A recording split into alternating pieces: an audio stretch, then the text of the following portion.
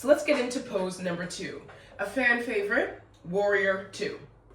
So Warrior 2, how do we get into that? We are typically spreading the body across the long, edge of your mat. So one foot is coming forward, placed towards the short, edge of your mat.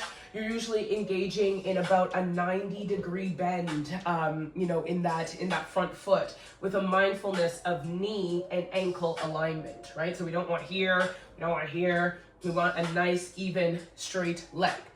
From your back foot, it's a nice wide stance. Usually the back foot, the side of your foot is parallel to the edge of the mat, but for some folks, dependent on your hip and your stance as well as your knee, this might feel uncomfortable. It does always feel a bit uncomfortable for me. So you can take that foot in on a slight 45-degree angle instead of it being like super, straight. Here in a Warrior 2, we're focusing on bending into that knee to get the thigh as parallel as possible to your mat. A lot of thigh engagement, and this is called an asymmetrical standing pose. Asymmetrical meaning usually your feet are not pointed in the same direction, as well. So thinking through alignment and balance helps us in asymmetrical poses. What's happening up top is usually the arms are spread, out quite wide. So let's break this down in terms of alignment first. So both of our feet are firmly rooted. We have that wide stance. We're leaning deeply, right, into our Warrior 2, so that thigh is, as much as possible, parallel to your mat, okay?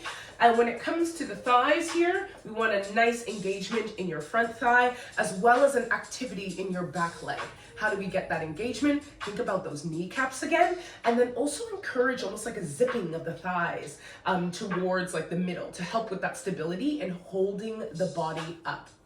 Again, much like your Tadasana template, there's a slight kind of bending of your tailbone down. So we're not like sticking, our bum out here. There's a rooting of the tailbone down, right? A shining up of the ribs. So there's a nice standing up posture. We're not turned towards the front. We're actually turning our body towards the side and our hips as much as we can, neutral towards the side as well too. Arms are coming up. Roll those shoulders back and down, spread the finger digits so they're wide, and we have some activity in our biceps as well too. And then your gaze is actually going to be pointing towards the front, staring just past your middle finger on a drishti.